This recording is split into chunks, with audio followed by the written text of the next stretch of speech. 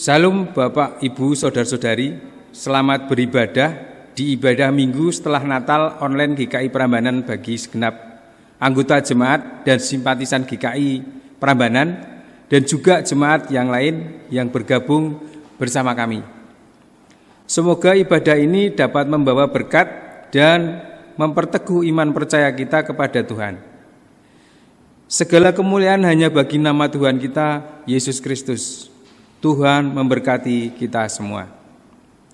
Ibadah minggu setelah Natal 27 Desember 2020 dipimpin oleh Pendeta Yuniar Kartika Hapsari. Warta jemaat dapat dibaca melalui warta jemaat online yang telah di-share di grup WhatsApp GKI Prambanan.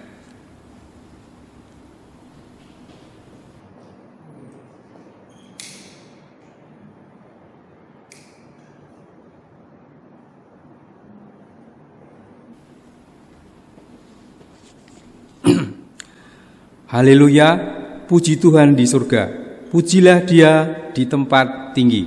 Pujilah Dia, hai segala malaikatnya, pujilah Dia, hai segala tentaranya. Pujilah Dia, hai matahari dan bulan, pujilah Dia, hai segala bintang terang. Pujilah Dia, hai langit yang mengatasi segala langit, hai air yang di atas langit. Baiklah semuanya memuji nama Tuhan, sebab Dia memberi perintah, maka semuanya tercipta. Jemaat dikasihi Tuhan, mari kita bangkit berdiri, kita nyanyikan dari Kidung Jemaat 1, Haleluya, pujilah.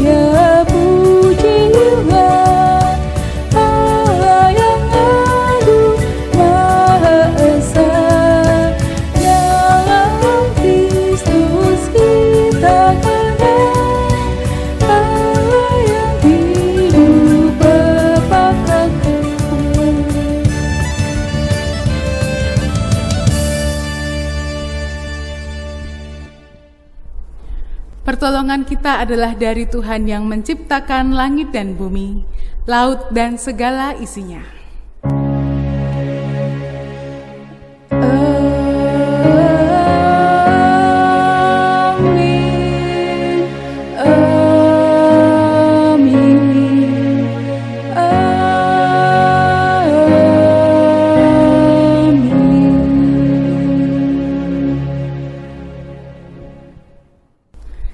Kasih karunia dan damai sejahtera dari Allah Bapa kita dan dari Tuhan Yesus Kristus menyertai saudara. Dan menyertai saudara juga. Jemaat dimohon untuk duduk. Yesus Kristus adalah datang ke tengah-tengah manusia. Mari kita hayati kehadirannya yang mendatangkan sukacita bagi dunia. Ibadah hari ini dalam terang tema sukaria menyambut Sang Penebus. Orang percaya memahami dirinya sebagai pribadi yang diberi identitas baru oleh Tuhan, yaitu sebagai anak-anak Allah. Semua itu hanya karena anugerah Sang Penebus dunia, di mana kita manusia celaka ini telah diampuni dan diselamatkannya. Mari kita sambut dengan sukaria, kita nyanyikan Kidung Jemaat 105, Ya Anak Kecil.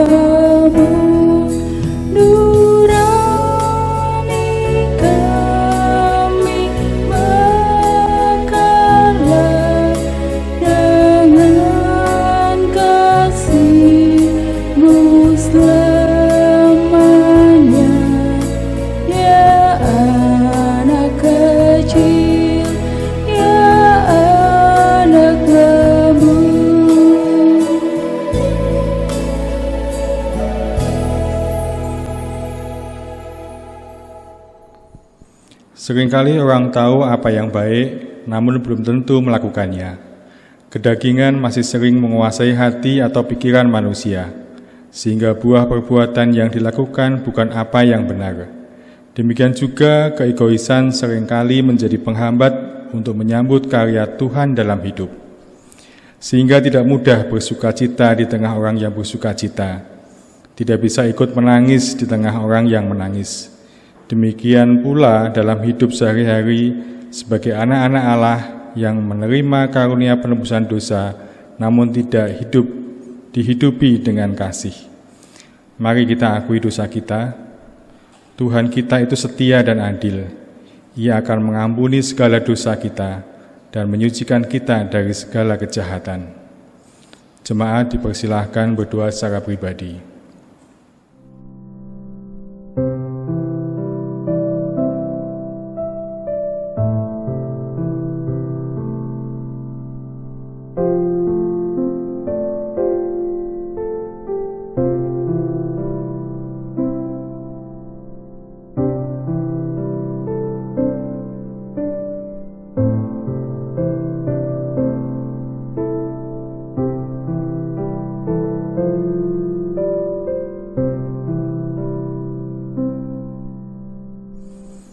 Tuhan Yesus, inilah kami yang datang dengan segala dosa-dosa kami, dengan segala kesalahan kami yang senantiasa kami lakukan dalam keseharian kami. Keinginan kami untuk berlaku benar di hadapan Tuhan seringkali tidak bisa kami lakukan Tuhan karena kedagingan kami. Namun kami datang kepadamu Tuhan pagi hari ini untuk mohon pengampunan dosa. Kiranya Tuhan melayakkan kami dalam ibadah pagi hari ini. Terima kasih Tuhan, di dalam nama Tuhan Yesus Kristus kami sudah memohon dan berdoa. Amin. Mari jemaat kita menyanyikan PKJ 37 bait yang pertama, Bila Ku Renung Dosaku.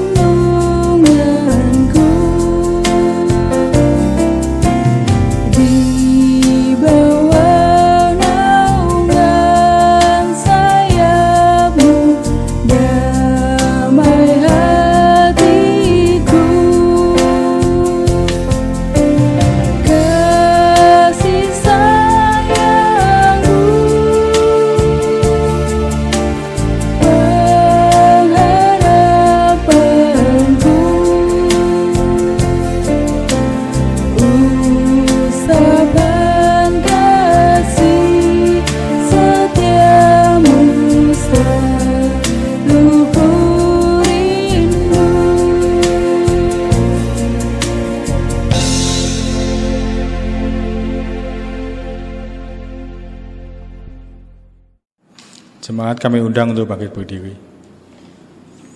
Sebagai hamba Allah, saya menyatakan anugerah pengampunan dosa berlaku atas saudara sekalian yang datang dalam nama Tuhan dan mengakui segala dosanya serta berjanji untuk bertobat. Terpujilah Allah. Firman Tuhan pada saat umat Israel di pembuangan mendapat kabar keselamatan dan bahwa dosanya telah diampuni. Dan aku akan membawa mereka pulang, supaya mereka diam di tengah-tengah Yerusalem. Maka mereka akan menjadi umatku, dan aku akan menjadi Allah mereka di dalam kesetiaan dan kebenaran. Sakaria 8 ayat 8. Demikianlah berita anugerah dari Tuhan. Syukur kepada Allah. Dengan tetap berdiri, mari kita pujikan Kidung Jemaat 53, bait pertama, Tuhan Allah telah berfirman.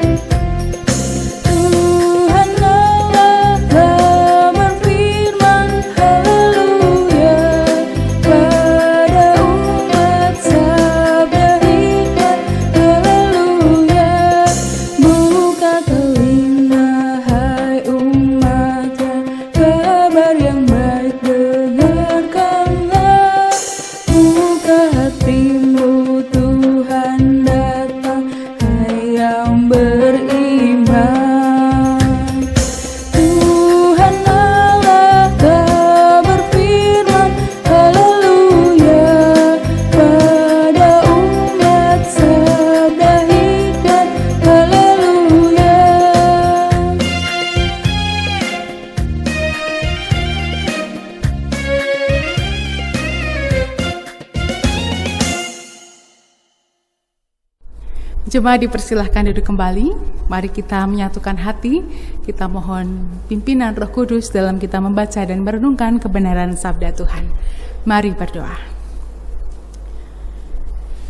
Ya Tuhan, kami rindukan sapaan-Mu melalui kebenaran firman-Mu yang mulia. Kami rindu membaca dan mendengar kebenaran sabda Tuhan untuk menjadi pedoman dan suluh langkah kehidupan kami. Kami rindu bukan hanya membaca dan mendengar firman Tuhan, tetapi memiliki hati yang faham dan juga perjuangan untuk dapat melakukan kehendak Tuhan di dalam kehidupan kami. Kami mengakui bahwa kami adalah manusia yang terbatas, tetapi kami juga terus mengakui dan mengimani bahwa Engkau Tuhan yang tak terbatas, yang akan memberikan kami hikmat dan pengetahuan, sehingga boleh mengerti kebenaran sabda-Mu yang akan kami renungkan dan kami gumulkan saat ini. Kami memohon Roh Kudus sendiri yang akan memberikan kami kekuatan dalam membaca, merenungkan, dan melakukannya.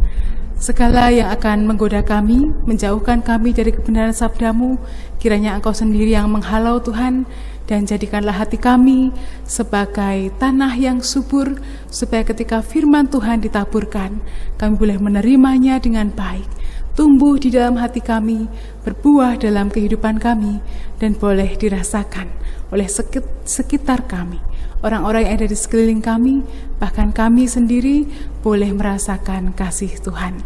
Di dalam nama Tuhan Yesus Kristus kami mohon bimbingan-Mu. Amin. Pembacaan Injil Tuhan Yesus Kristus diambil dari Lukas pasal 2 ayat 22 sampai 40. Lukas 2 ayat 22 sampai 40 yang berbunyi demikian. Dan ketika genap waktu pentahiran menurut hukum Taurat Musa, mereka membawa dia ke Yerusalem untuk menyerahkannya kepada Tuhan. Seperti ada tertulis dalam hukum Tuhan, semua anak laki-laki sulung harus dikuduskan bagi Allah. Dan untuk mempersembahkan korban menurut apa yang difirmankan dalam hukum Tuhan, yaitu sepasang burung tekukur atau 2 ekor anak burung merpati. Adalah di Yerusalem seorang bernama Simeon, ia seorang yang benar dan saleh yang menantikan penghiburan bagi Israel. Roh Kudus ada di atasnya, dan kepadanya telah dinyatakan oleh Roh Kudus bahwa ia tidak akan mati sebelum ia melihat Mesias, yaitu dia yang diurapi Tuhan. Ia datang ke bait Allah oleh Roh Kudus. Ketika Yesus, anak itu, dibawa masuk oleh orang tuanya untuk melakukan kepadanya apa yang ditentukan hukum Taurat, ia menyambut anak itu dan menatangnya sambil memuji Allah, katanya, "Sekarang Tuhan, biarkanlah hamba-Mu ini pergi dalam damai sejahtera, sesuai dengan firman-Mu. Sebab mataku telah melihat keselamatan yang daripadamu, yang telah Engkau sediakan di hadapan segala bangsa, yaitu terang yang menjadi penyataan bagi bangsa-bangsa lain dan menjadi kemuliaan bagi umat-Mu Israel." Dan bapa serta ibunya amat heran akan segala apa yang dikatakan tentang dia. Lalu Simeon memberkati mereka dan berkata kepada Maria, ibu anak itu, sesungguhnya anak ini ditentukan untuk menjatuhkan atau membangkitkan banyak orang di Israel dan untuk menjadi suatu tanda yang menimbulkan perbantahan. Dan suatu pedang akan menembus jiwamu sendiri, supaya menjadi nyata pikiran hati banyak orang. Lagi pula di situ ada Hana, seorang nabi perempuan, anak Fanuel dari suku Asher. Ia sudah sangat lanjut umurnya. Sesudah kawin, ia hidup 7 tahun lamanya bersama suaminya. Dan sekarang ia janda dan berumur 84 tahun. Ia tidak pernah meninggalkan bait Allah dan siang malam beribadah dengan berpuasa dan berdoa. Dan pada ketika itu juga datanglah ia ke situ dan mengucap syukur kepada Allah dan berbicara tentang anak itu kepada semua orang yang menantikan kelepasan untuk Yerusalem. Dan setelah selesai semua yang harus dilakukan menurut hukum Tuhan, kembalilah mereka ke kota kediamannya, yaitu kota Nazaret di Galilea. Anak itu bertambah besar dan menjadi kuat, penuh hikmat dan kasih karunia Allah ada padanya. Demikianlah firman Tuhan. Yang berbahagia adalah kita yang mendengar firman Tuhan, memelihara dan dengan sukacita melakukannya. Haleluya. Haleluya, haleluya, haleluya.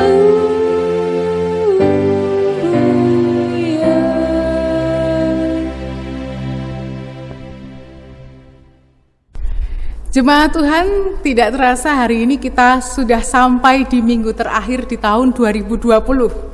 Bagaimana rasanya tiba-tiba sudah ada di minggu terakhir tahun 2020? Sepertinya baru kemarin Januari, Februari, Maret, terus kemudian tiba-tiba sekarang sudah jadi Desember ya, dan minggunya sudah terakhir, sudah tanggal 27. Bagaimana kehidupan Bapak Ibu saudara-saudari dalam tahun ini? Kita rasakan. Ada yang rasanya datar-datar saja, ya berjalan begitu saja di rumah, nggak boleh pergi-pergi, bosan, pengen kesana sini gitu ya. Atau kehidupan kita seperti roller coaster, kita ada di titik yang paling bawah, begitu sulit, apa-apa sulit, mau pergi sulit, tapi kita bisa naik karena di situ ada pertolongan Tuhan. Di tahun ini kita juga ada di titik paling bawah karena kita merasakan sakit, sudah sakit, mau ke rumah sakit takut ya, tapi kita ada di titik yang paling atas karena di dalam sakit penyakit kita ternyata Tuhan memberikan pemulihan, kesembuhan dan juga pertolongan bagi kita. Bagaimana dengan kehidupan kita di tahun ini? Dan bagaimana dengan Natal kita saat ini? Baru kemarin ya kita merayakan Natal yang lain dari biasanya. Biasanya datang ke gereja, bertemu dengan teman-teman di gereja, keluarga pada datang. Sekarang Natalnya cuma duduk di rumah ya, kemudian dengar khotbah, melihat, kemudian ikut bernyanyi juga secara virtual dan lain-lain. Sangat berbeda. Kita merasakan bahwa Natal membawa sukacita yang sangat besar dalam kehidupan kita, tetapi tidak bisa dipungkiri bahwa di dalam Natal kita saat ini ada realita yang begitu nyata, yaitu ada pergumulan yang kita rasakan, kita alami, bahkan kedukaan yang terjadi di dalam kehidupan kita. Karena pada masa pandemi ini adalah masa-masa yang paling sulit. Mungkin di sepanjang tahun ini sejak Maret sampai Desember kita melihat kepergian satu persatu dari keluarga kita, anggota keluarga kita mungkin, teman mungkin, tetangga mungkin, atau keluarga yang ada di tempat jauh, atau kita melihat bagaimana banyak orang yang berguguran korban COVID ini baik di negara kita ataupun di negara tetangga yang di mana-mana menelan korban. Ada sukacita di sana, tetapi juga ada kerapuhan yang nyata yang kita rasakan. Nah, tema kita hari ini adalah sukaria menyambut Sang Penebus. Apakah kita akan tetap bersukaria di tengah masa-masa yang sulit dan masa-masa yang membuat kita resah? Kita kembali, Bapak Ibu Saudara-saudari, ke saat di mana Tuhan Yesus lahir. Di sana juga banyak keresahan. Di sana juga banyak ketakutan, tetapi justru kehadiran dan kelahiran Tuhan Yesus Kristus menjadi jawaban atas segala ketakutan, keresahan, dan penderitaan umat manusia, baik ketika Yesus lahir ataupun umat manusia saat ini dan sampai selama-lamanya. Dan kelahiran Yesus juga sekaligus membangun kembali harapan umat yang saat ini hidup dalam ketakutan, bayang-bayang kebinasaan, kematian, dan juga kefanaan. Bacaan kita hari ini dalam Lukas 2 ayat 22-40, kita melihat kisah Simeon yang bertemu dengan kanak-kanak Yesus ketika masih sangat kecil. Kita diundang untuk bersukaria menyambut kedatangan penebus, sama seperti Simeon yang saat itu ketika berjumpa dengan bayi Yesus dan menatangnya begitu luar biasa. Bersukaria, ekspresi ketakutan terhadap kefanaan, penderitaan, semua diganti dengan perspektif yang baru. Apakah Simeon baik-baik saja dalam kehidupannya? Nanti kita akan melihat. Apakah sukacitanya itu memang kehidupannya sukacita terus, atau ternyata dia juga rapuh sama dengan kita saat ini? Kita akan bersama-sama menggumulinya. Bapak Ibu Saudara-saudari, kedatangan Mesias memang hal yang sangat dinantikan dan ditunggu bangsa Israel. Kalau kita senang banget masa-masa saat ini, oh Yesus sudah lahir 2020 sekian tahun yang lalu ya, kita jadi sudah tahu.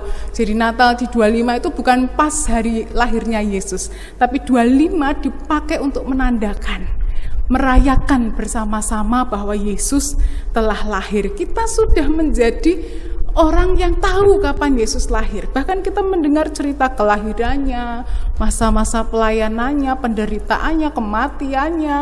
Kemudian ketika ia naik ke surga, kita bisa baca kisahnya. Tetapi bangsa Israel pada saat itu mereka nggak ngerti kapan Sang Mesias itu datang, seperti apa wujudnya, dan mau di mana datangnya mereka nggak tahu. Yang mereka tahu adalah mereka butuh sosok yang bisa mengembalikan kerajaan Israel sama seperti di era kepemimpinan Daud.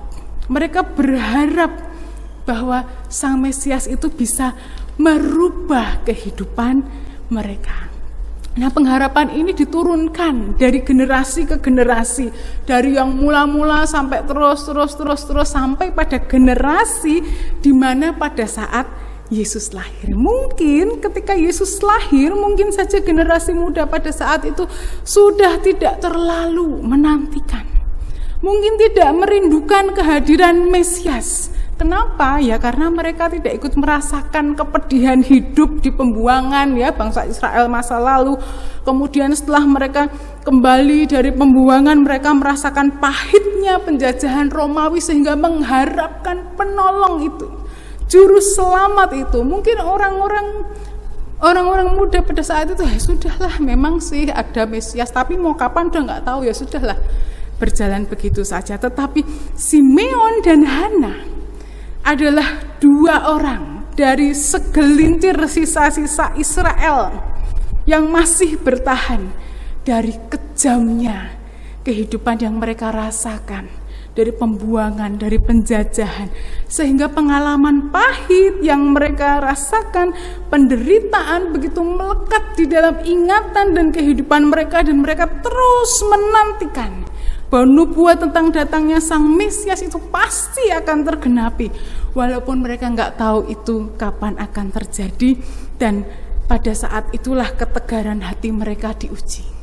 Akan tetap menantikan atau ya sudahlah, dianggap saja memang ada ceritanya Mesias lahir, tapi nggak tahulah, wong sudah tua juga gitu ya, ngapain menanti-nanti. Tetapi kita boleh menemukan dalam bacaan kita hari ini bagaimana Simeon dan Hana menampilkan dua ekspresi yang berbeda dalam menyikapi penantian. Kita melihat dulu Hana, siapakah Hana ya? Kita melihat sebenarnya Hana adalah nabi yang kalah. Kok bisa nabi yang kalah? Biasanya kan nabi kan kesana kesini ngomong pada raja-raja, pada umat-umat, diberitahukan suara hatinya menurut apa yang Tuhan ilhamkan. Tapi Hana, nabi yang kata-katanya tidak ditampilkan. Hanya dikisahkan saja ada Hana, umurnya sekian, menikah berapa tahun ditinggal suaminya, dia ada di bait Allah, dia berdoa puasa menantikan sang Mesias dan begitu. Kata-katanya tidak ditampilkan sebagai seorang nabi. Tidak ada tindakan kenabian yang dapat dilakukan lain dengan nabi-nabi lain yang kita baca di Alkitab. Semangat dan tenaganya sudah tidak ada. Yang ada hanyalah catatan pilu bahwa ia berasal dari suku Asyr yang nyaris punah keberadaannya. Dan Hana adalah seorang yang begitu rapuh, bagaimana tidak. Pada usia pernikahan yang ke-7, sangat muda, dia ditinggal mati oleh suaminya.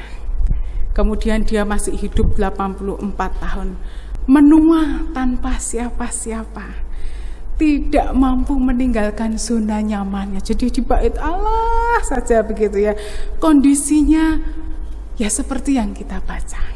Tetapi kita menemukan bahwa di dalam kerapuhan dan kelemahan seorang nabi, seorang Hana, kondisinya berubah total saat ia bertemu kanak-kanak Yesus. Kondisinya berubah total saat ia berjumpa dengan Yesus. Ingatannya tentang Mesias yang sudah lama terpendam kemudian berubah menjadi suara kesaksian. Ia menyerukan kembali suara kenabiannya, sehingga dicatatkan di situ bahwa Hana boleh berjumpa dengan Tuhan Yesus, dan ketika ia ada di sana ia mengucap syukur kepada Allah dan berbicara tentang anak itu kepada semua orang yang menantikan kelepasan untuk Yerusalem. Jadi yang lemah, yang rapuh, yang memang menanti tanpa daya, ketika berjumpa dengan Yesus, muncullah apa yang menjadi panggilan hidupnya. Apa yang selama ini hilang, muncul pada saat ia berjumpa dengan Yesus. Ada sukaria yang luar biasa karena panggilan hidupnya boleh dilakukan kembali. Nah, apa yang dialami oleh Hana seringkali juga kita alami di dalam kehidupan kita.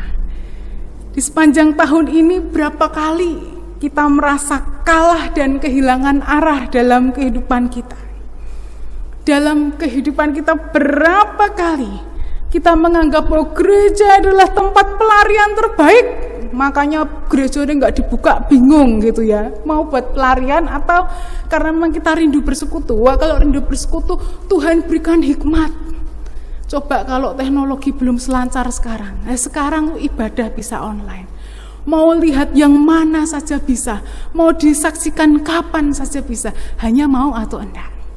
Ya, menganggap bahwa gereja adalah tempat pelarian terbaik, mengharapkan semuanya yang baik ada di gereja. Padahal sesungguhnya kita sedang lari dari kenyataan. Berapa kali kita kehilangan di dalam kehidupan kita.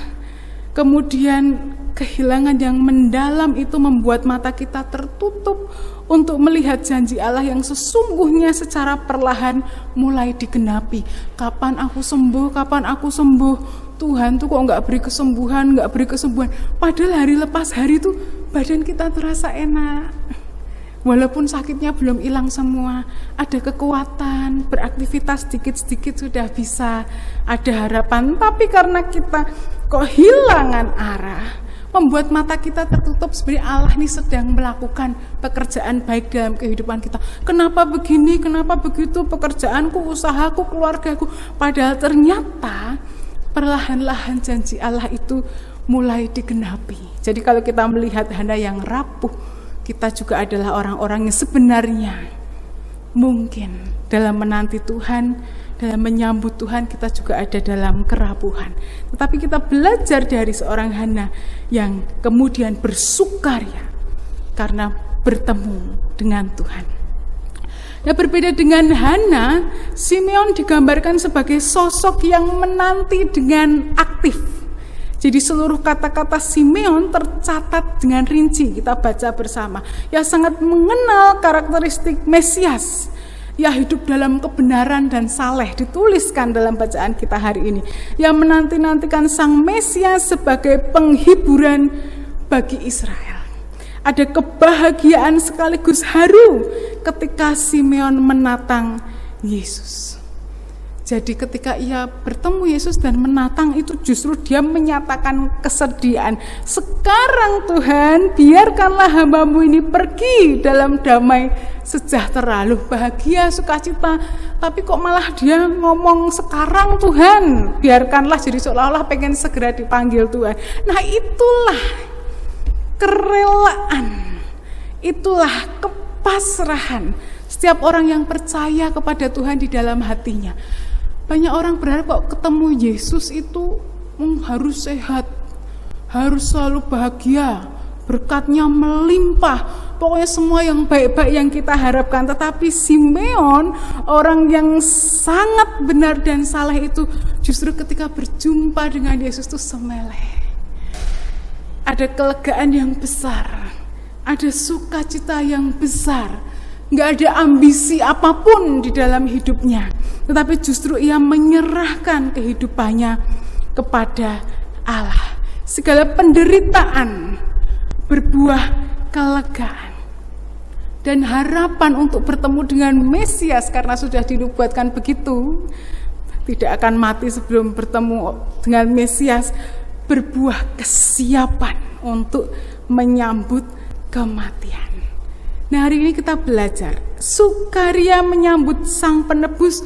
Kita sama seperti Simeon dan Hana, orang-orang biasa yang memiliki pergumulan, punya ketakutan, punya penderitaan, tetapi kita diberi kesempatan untuk menyambut Sang Mesias dengan sukacita. Apapun situasi yang sedang kita alami, penderitaan itu nyata. Pandemi yang saat ini mengancam kehidupan umat manusia juga nyata. Tetapi kelahiran Sang Mesias itu pun sangat nyata dan kita rasakan. Kalau kita bertanya, loh, Simeon dan Hana kan berjumpa Yesus secara langsung pada saat Yesus kanak-kanak. Bagaimana dengan kita? Oh, Bapak Ibu, betapa bersyukurnya kita bahwa setiap hari itu adalah waktu perjumpaan kita dengan Tuhan. Bahwa setiap saat itu justru ada Tuhan dalam kehidupan kita. Gak perlu menanti seperti Simeon yang sampai lama, gak perlu sampai tua seperti Hana. Tetapi masa-masa ini adalah masa di mana kita ada bersama dengan Yesus Sang Penebus itu. Oleh sebab itu Bapak Ibu, mari bersama-sama kita tetap bersukacita. Sukacitanya enggak ya sukacita gitu ya, sukacita yang besar, karena penebus dosa itu, Sang Mesias itu sudah lahir. Apapun yang kita alami ini adalah dinamika kehidupan kita. Tapi yang tidak kita takuti adalah ketika kita ada di bawah ataupun di atas, kita tetap ada bersama Sang Penebus, Sang Mesias dan Juru Selamat itu, dan kita akan tetap bersukaria. Apapun keadaan kita boleh menyatakan sukacita kita, karena Sang Mesias itu telah lahir, bahkan telah mati di kayu salib untuk menebus dosa kita, dan kita bersuka karena kita adalah umat yang Tuhan kasihi dan yang telah Tuhan selamatkan. Amin. Tuhan mengasihi kita.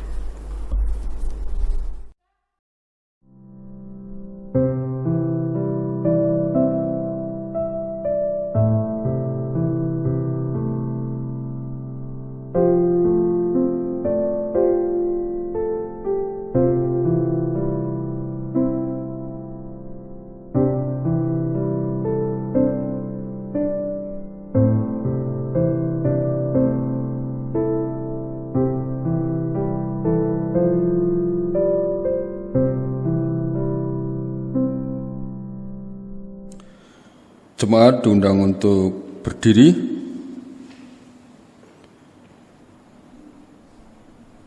Bersama seluruh orang yang bertumbuh dalam iman kepada Tuhan di segala abad dan tempat, marilah kita kuatkan kembali janji baptis kita dengan mengikrarkan bersama pengakuan iman rasuli yang demikian.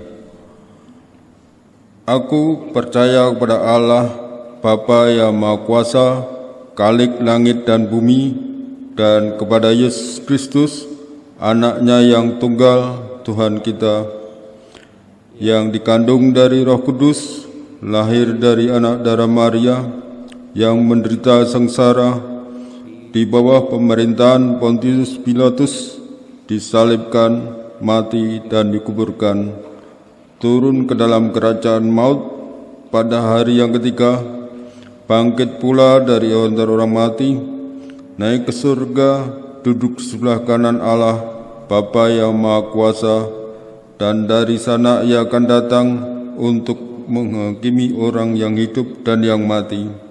Aku percaya kepada Roh Kudus, gereja yang kudus dan persekutuan orang kudus, pengampunan dosa, kebangkitan orang mati, dan hidup yang kekal. Amin. Jemaat dipersilakan duduk kembali.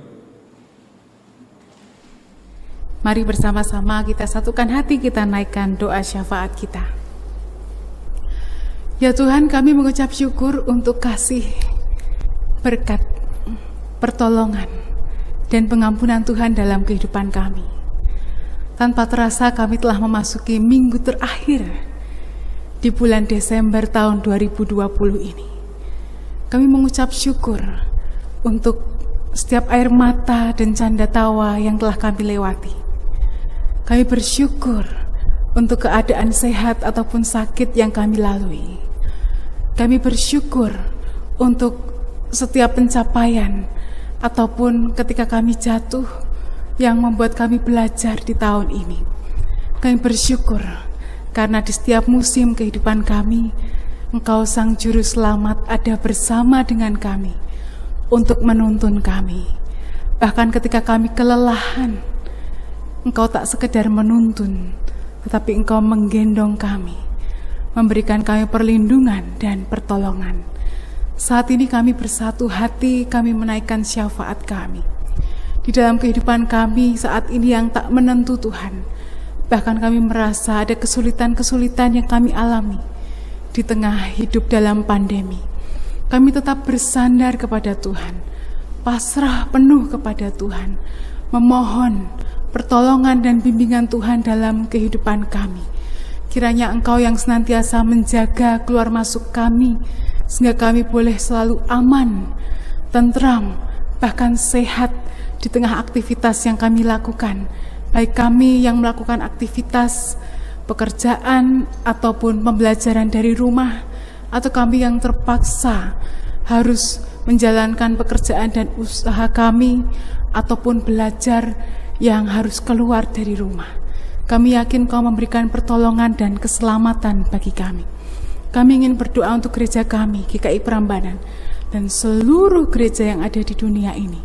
Engkau kepala gereja Tuhan, yang tak terbatas ruang dan waktu.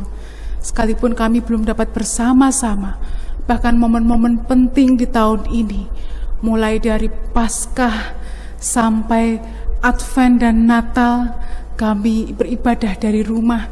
Sungguh kasih-Mu tak terbatas bagi kami. Engkau yang melawat kami, memberikan kami damai dan sukacita Natal di tempat kami masing-masing. Dan biarlah Tuhan persekutuan kami tetap berjalan, sekalipun tidak dapat bersatu dalam tatap muka secara langsung, tapi Engkau memelihara iman kami, dan kami boleh terus bertumbuh di dalam iman kami masing-masing dan menjaga persekutuan kami, sekalipun itu melalui ibadah atau persekutuan online. Kami bersyukur Tuhan, Engkau ada bersama-sama dengan kami, bahkan Engkau menunjukkan terang bagi kami, di mana saat ini sudah ada vaksin yang diproduksi dan saat ini telah diuji. Kami tetap bersabar Kami menantikan pertolongan Tuhan sampai vaksin dapat digunakan oleh kami sekalian dan kehidupan kami boleh lebih baik lagi. Kiranya kami boleh tetap menaati protokol kesehatan, menjaga diri kami, menjaga keluarga kami, menjaga orang-orang di sekitar kami dengan hidup bersih dan sehat dan menerapkan protokol kesehatan. Kami juga ingin berdoa Tuhan untuk jemaat Tuhan yang masih bergumul di dalam sakit, penyakit. Engkau Tuhan yang akan menolong, lawat di rumah mereka masing-masing, berikan kekuatan, kesehatan, dan juga kesabaran. Kami menyerahkan kehidupan kami, khususnya usaha ataupun pekerjaan yang kami jalankan Tuhan. Biarlah di masa sulit ini Engkau tetap memelihara kami dan kami boleh mendapatkan pertolongan Tuhan. Apa yang kami butuhkan, apa yang kami perlukan, Tuhan akan memberikan bagi kami dan kami tidak akan merasa kekurangan karena Engkau sumber berkat ada dalam kehidupan kami. Untuk anak-anak kami yang masih tetap berstudi dari rumah, belajar jarak jauh, biarlah Tuhan juga memberikan mereka ketaatan untuk belajar dengan sungguh, kedisiplinan untuk mengerjakan setiap tugas dengan sungguh, dan belajar dengan sungguh untuk masa depan mereka.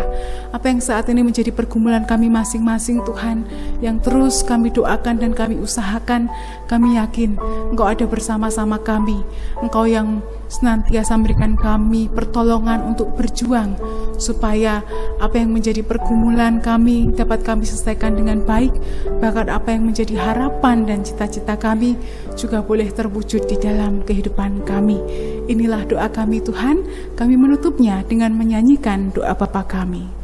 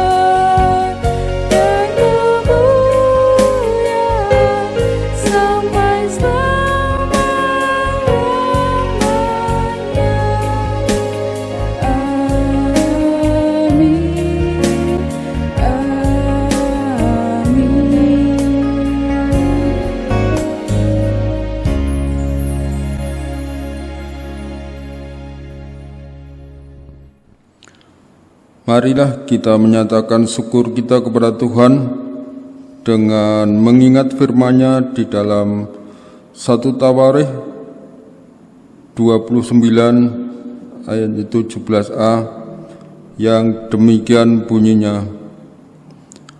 Aku tahu, ya Allahku, bahwa Engkau adalah penguji hati dan berkenan kepada keikhlasan, maka aku pun mempersembahkan semuanya itu dengan sukarela dan tulus ikhlas.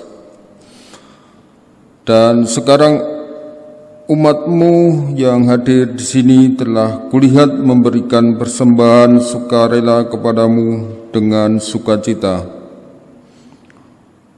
Mari kita ungkapkan rasa syukur kita dengan memberikan persembahan syukur yang dapat ditransfer melalui Bank Mandiri dengan nomor rekening 138 00 1710 2679 atau dimasukkan di kotak persembahan yang tersedia di kantor gereja GKI Prambanan. Seraya kita memberi persembahan, kita menyanyikan KJ 292 bait pertama dan kedua.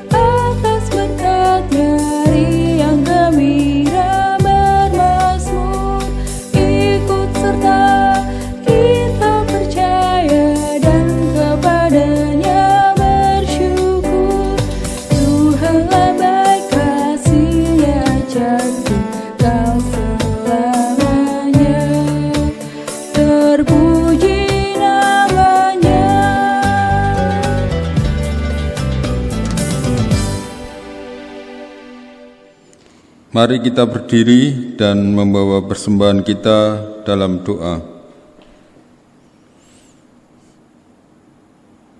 Bapa di surga, sungguh kami bersyukur karena Engkau telah memimpin langkah-langkah kehidupan kami di dalam kami berkarya di hari ini, Bapa. Dan kami mempersembahkan persembahan yang kami bawa dari rumah kami masing-masing untuk kami persembahkan. Persembahan ini biarlah bermanfaat dan berguna bagi kerajaan-Mu di GKI Prambanan ini, Bapa. Dan kami juga berdoa untuk majelis yang telah Engkau percaya untuk mengelola persembahan ini. Berilah mereka akan hikmat dan kebijaksanaan agar mereka juga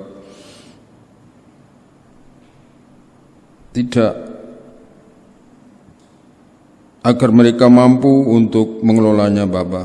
Terima kasih Tuhan, semuanya ini kami serahkan di dalam nama Tuhan kami Yesus. Amin.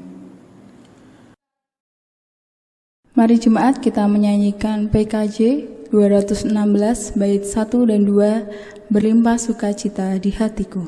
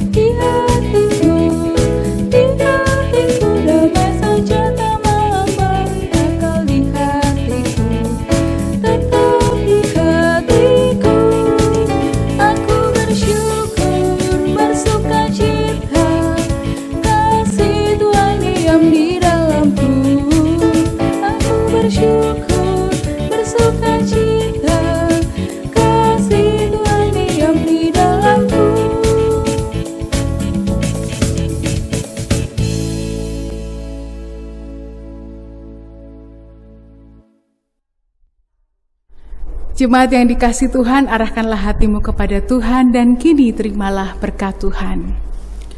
Tuhan memberkati engkau dan melindungi engkau. Tuhan menyinari engkau dengan wajah-Nya dan memberi engkau kasih karunia. Tuhan menghadapkan wajah-Nya kepadamu dan memberi engkau damai sejahtera.